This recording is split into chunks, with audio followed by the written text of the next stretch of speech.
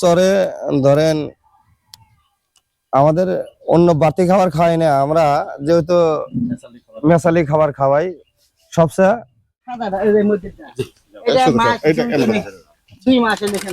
আসসালামু আলাইকুম।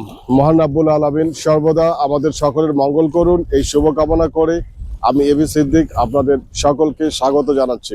বন্ধুরা, আমি আজকে এসেছি বগুড়া সারিয়াকান্দি কড়ইতলা ঘাটে আছি। আপনারা দেখতে পাচ্ছেন যে এই দিকে আপনার হলো যমুনা নদী এবং অপেক্ষা করছে একটা বড় নৌকা।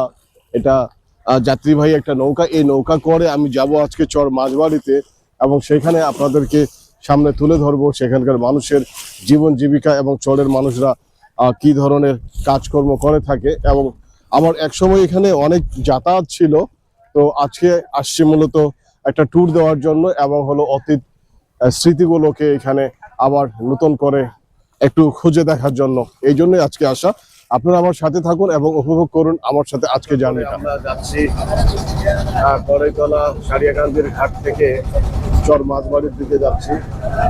আপনার যমুনা নদী একেবারে উথাল পাতাল, বর্ষায় নদী অনেক স্রোত এবং আমরা এই নৌকা করে যাব এবং আপনাদেরকে দেখাবো আজকে যমুনা নদীর নৌকা ভ্রমণ কেমন লাগে এবং চর এলাকার মানুষজন কিভাবে চলাচল করে।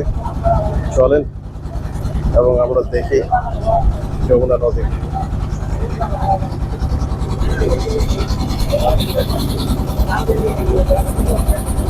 দর্শক শ্রোতা, আমি ঢাকা থেকে আসলাম, সেই যমুনা নদী পার হয়ে আসলাম চর লক্ষ্মীকলা এবং চর মাঝবাড়িতে আসছি। আজকে আমি বসছি হলো এখানে যারা আছে দীর্ঘদিন ধরে লাইফ স্টক প্রশিক্ষণ নিয়েছেন এবং লাইফ স্টক নিয়ে কাজ করেন, চিকিৎসা করেন, এই সমস্ত মানুষজনের সাথে লক্ষ্মীকলা বাজারে বসছি। তো আমার সাথে আছে এমদাদ ভাই। এমদাদ ভাই আসলে ওনার সাথে পরিচয় আমার 2013-তে। উনি এখনো এইটার সাথে জড়িত আছে এবং হলো সেবামূলক ভেটেরিনারি যে এখানে যে গ্রামে যে চিকিৎসাগুলো দেয় এটা নিয়ে উনি ভালো পরিচিতি লাভ করছে এবং এটা নিয়ে কাজ করছে। পাশে আছে আমার হেলাল ভাই। হেলাল ভাই কেমন আছেন? আলহামদুলিল্লাহ ভালো আছি ভাই, ইনশাআল্লাহ। তো ওনাদের সাথে আজকে একটু আমার ট্যুর ঘুরে যাওয়া এবং হলো লাইফ স্টক বিজনেস নিয়ে চাষি ভাইয়ের যে কাজ করার যে আগ্রহটা, সেখান থেকেই আমি আজকে এখানে আসছি এবং কিছুটা মুহূর্ত আজকে আমি ক্যামেরা বন্দি করে রাখতে, কিছুটা স্মৃতি এবং মেমোরি করে রাখার জন্যই এই ক্যামেরা নিয়ে আমি অন করলাম, যেন ভবিষ্যতে এটা রেফারেন্স হিসেবে কাজ করে। এবং এই স্মৃতিগুলো সামনে অন্যরা যদি দেখতে চায় এবং এই ডকুমেন্টটা রাখার জন্য। তো আজকে কথা বলতেছিলাম যে চর মাঝবাড়ি চর লক্ষ্মীকলা এখানে সাধারণত উন্নত জাতের এরা গাভী ষাঁড় এবং এগুলো নিয়ে লালন পালন করে আসছে। তারা আমাকে পরামর্শ দিচ্ছিল যে কি ধরনের গবাদি পশু লালন পালন করলে এখানে লাভবান হওয়া যাবে। ভাই আপনি আসেন, সামনে আসেন। এই যে ভাই, ভাইয়ের নাম কি? আমার নাম মোহাম্মদ রুবেল মন্ডল। রুবেল মন্ডল, আপনি আপনার অভিজ্ঞতা থেকে যে আপনার কি ধরনের গরু লালন পালন করলে আপনার চরে এলাকায় সুবিধা হয়, ব্যবসা করা যায়, সেটা বলেন। আমাদের চরে ধরেন আমাদের অন্য বাড়তি খাবার খাওয়াই না, আমরা যেহেতু মেসালি খাবার খাওয়াই সবচেয়ে।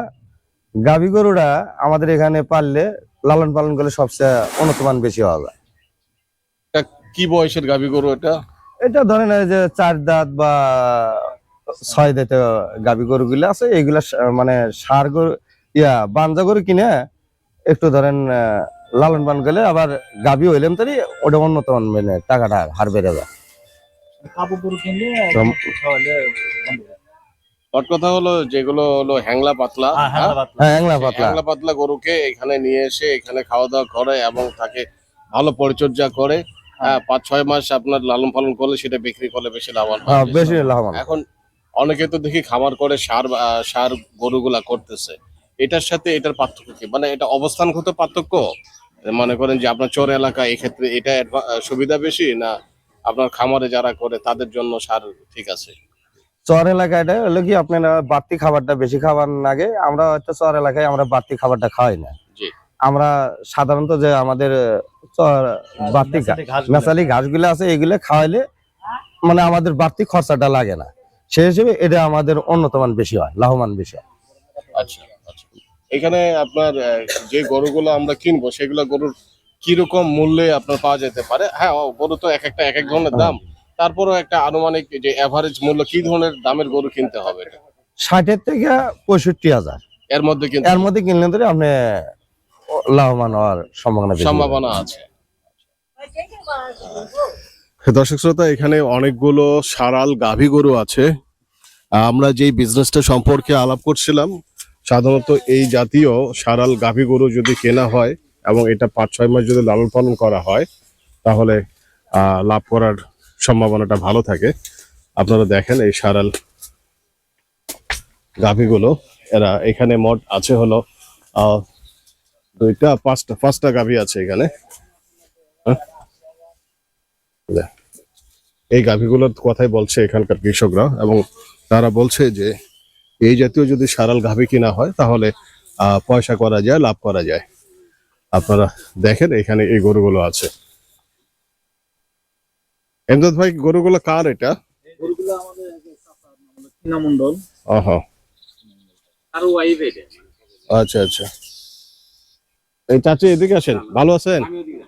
আসেন, কোনো সমস্যা নেই। আমরা দাম জিজ্ঞাসা করবো কোনটা কত কিনছিলেন। এই গরুগুলো কতদিন আগে কিনছেন? এই আইডিয়া দাও। আর সাদাটা এর মধ্যেটা এটা শুধু মাস এটা এমনি। 2 মাসে লিখে নাইছে ওইটা আর এটা। এই গরুগুলো হলো এই চাচির, হ্যাঁ? হ্যাঁ। ওনারা কতদিন আগে কিনছেন চাচি এটা? এটা দুইটা খানা হইছে বা মাস 2 হইলো, আর ওইটা খানা হইছে 4-5 মাস হইলো, 4-5 মাস হয়েছে। আর এটা খানা হইছে আগুন মাসে পরে বছর এখন ঘুরে আসছে যেটা। এটা বছরখানে ঘুরে আসছে। হ্যাঁ আর ওইগুলো 2 মাস করে। হ্যাঁ, আর ওইটা পালিরি আছিল উম্মার কাইলেটা। আপনি এই খুব কিছুদিন আগে কোনটা কিনছেন? কয়েক মাস আগে এইটা কিনছি আর এটা কিনছি। এটা কিনছেন আর ওইটা কিনছেন।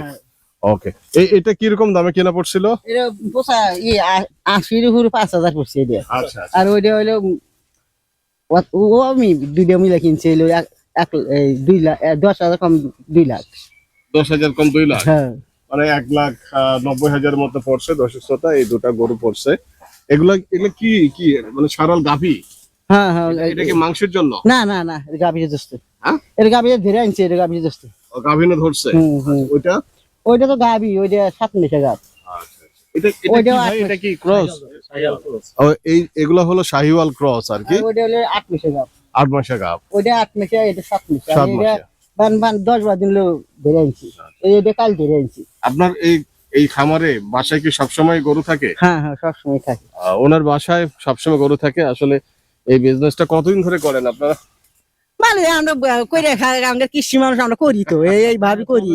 হ্যাঁ, জন্মের পর থেকে আমরা এগুলো করতেইছি। করতে আছেন না? হ্যাঁ। আচ্ছা আচ্ছা, না, খুব ভালো লাগলো। এবং আমি আগে যেভাবে দেখছিলাম এবং এর পরিবর্তনটা আরো অনেক বেশি চেঞ্জ আসছে। গরুগুলো খাবো, হ্যাঁ। এটা বাইটিয়া। হ্যাঁ। অসুখ হয়, তাছাড়া গরু সেই গরু আছে, হ্যাঁ, হ্যাঁ, হ্যাঁ। সারুর গরু আছে। অনেক সারাল গরু ছিল, এখন একটু কাবু হয়ে কাবু গেছে। হয়েছে, ওই যে অসুখ ছিল, বাতি ছিল। ও আচ্ছা আচ্ছা আচ্ছা, আবার ঠিক হয়ে যাবে তো চিকিৎসা হ্যাঁ, করতেছে? আল্লাহ তো ঠিক হবো, ঠিক হবো না, ঠিক হয়ে যাবে। ঠিক হয়ে যাবে ইনশাল্লাহ। তো দর্শক শ্রোতা, এখানে আসলে এই জাতীয় গরুগুলোই মানে যে বিজনেসের চাষি ভাইয়ের পক্ষ থেকে যে বিজনেস প্রজেক্টটা নিয়ে আমরা কথাবার্তা বলছি, আমরাও ঠিক এখানে যেটা অভিজ্ঞতা নিলাম যে এই জাতীয় সারাল গাভীগুলো শুকনো দেখে কেনার জন্য, এবং এগুলো লালন পালন করে সামনে আমরা কাজ করার চিন্তা ভাবনা করছি। আপনারা আপনাদের মতামত আমাদেরকে জানাবেন, এবং আমাদের সাথেই থাকবেন। আজকে এই পর্যন্ত, অনেক ধন্যবাদ আপনাকে। ধন্যবাদ। আসসালামু আলাইকুম। ধন্যবাদ। আচ্ছা, ওয়ালাইকুম সালাম।